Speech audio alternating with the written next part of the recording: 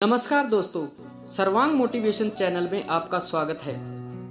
दोस्तों, आप इस बात को तो जानते ही होंगे कि द्रौपदी महाभारत के प्रमुख पात्रों में से एक थी। ज्यादातर लोग द्रौपदी को पांचाली के नाम से भी जानते हैं, यानी 5 पांडवों की पत्नी के रूप में भी जानते हैं। द्रौपदी ने हमेशा मुसीबत के समय भगवान श्री कृष्ण को पुकारा था और भगवान ने उसका साथ भी दिया था। महाभारत की कथाओं के मुताबिक द्रौपदी राजा द्रुपद की पुत्री थी। महाभारत के मुख्य किरदारों में से एक थी पांडवों की पत्नी द्रौपदी, जो अग्नि से जन्मी थी। इन्हीं के अपमान का बदला लेने के लिए महाभारत युद्ध हुआ, जिसमें पांडवों को विजय प्राप्त हुई। द्रौपदी को अपने जीवन में कई बार अपमान और कष्टों का सामना करना पड़ा। कहा जाता है कि उनके दुख से भरे इस जीवन की कामना खुद उनके पिता द्रुपद ने की थी। तो चलिए आज हम आपको इससे जुड़ी कथा के बारे में बताते हैं। जब पांडव तथा कौरव राजकुमारों की शिक्षा पूर्ण हो गई तो उन्होंने द्रोणाचार्य को गुरु दक्षिणा देना चाहा। द्रोणाचार्य को पांचाल नरेश तथा अपने पूर्व के मित्र द्रुपद के द्वारा किए गए अपने अपमान का स्मरण हो आया और उन्होंने राजकुमारों से कहा, राजकुमारों, यदि तुम गुरु दक्षिणा देना ही चाहते हो तो पांचाल नरेश द्रुपद को बंदी बनाकर मेरे समक्ष प्रस्तुत करो। यही तुम लोगों की गुरु दक्षिणा होगी। गुरुदेव के इस प्रकार कहने पर समस्त राजकुमार अपने अपने अस्त्र शस्त्र लेकर पांचाल देश की ओर चल दिए। पांचाल पहुंचने पर अर्जुन ने द्रोणाचार्य से कहा, गुरुदेव, आप पहले कौरवों को राजा द्रुपद से युद्ध करने की आज्ञा दीजिए। यदि वे द्रुपद को बंदी बनाने में असफल रहे तो हम पांडव युद्ध करेंगे।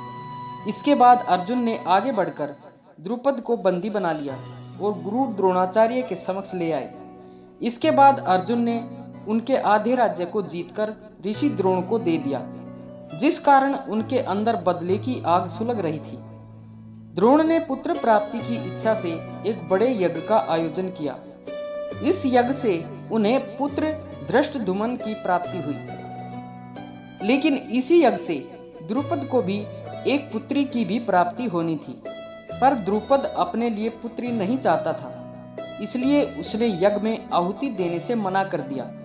लेकिन देवताओं की हट के कारण वह यज्ञ अधूरा छोड़कर नहीं जा पाया। क्रोधित होकर द्रुपद अपनी पुत्री के लिए देवताओं से जीवन भर के दुख मांग लेता है। द्रुपद यज्ञ की अग्नि में एक एक करके सभी चीजों की आहुति देता है। साथ साथ वह अपनी पुत्री के लिए कष्ट मांगता चला जाता है। अबीर की आहुति देते हुए द्रुपद कहता है कि अबीर की भांति पवित्र चरित्र हो उसका, लेकिन फिर भी उसे विश्व की सारी अपवित्रता प्राप्त हो। फिर धान की आहुति देते हुए द्रुपद कहता है कि धान की भांति सबको बल दे सके ऐसी शक्ति हो उसके हृदय में, लेकिन ऐसे प्रसंग उसे मिलते रहें जीवन भर जो किसी को भी निर्बल बना दे। गुलाल कभी अपना रंग नहीं बदलता, ऐसा शौर्य हो उसका।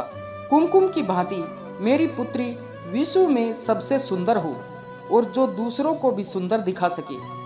पुष्प जब कुचल जाता है तो खुशबू देता है। मांगता हूं मैं उस कन्या के साथ बार बार अन्याय हो और फिर भी वो न्याय की सुगंध फैलाती रहे। फिर इसी यज्ञ से जन्मी यज्ञसेनी द्रौपदी। हालांकि बाद में ये द्रुपद की चहेती संतान भी बनी, लेकिन इन्हें जीवन में कई कष्टों का सामना करना पड़ा। दोस्तों, आशा है कि आपको इस वीडियो से कुछ ज्ञान अवश्य मिला होगा। कृपया कमेंट में जरूर बताएं और अगर वीडियो अच्छी लगी हो तो वीडियो को लाइक व शेयर करें और चैनल को सब्सक्राइब करना ना भूलें। धन्यवाद।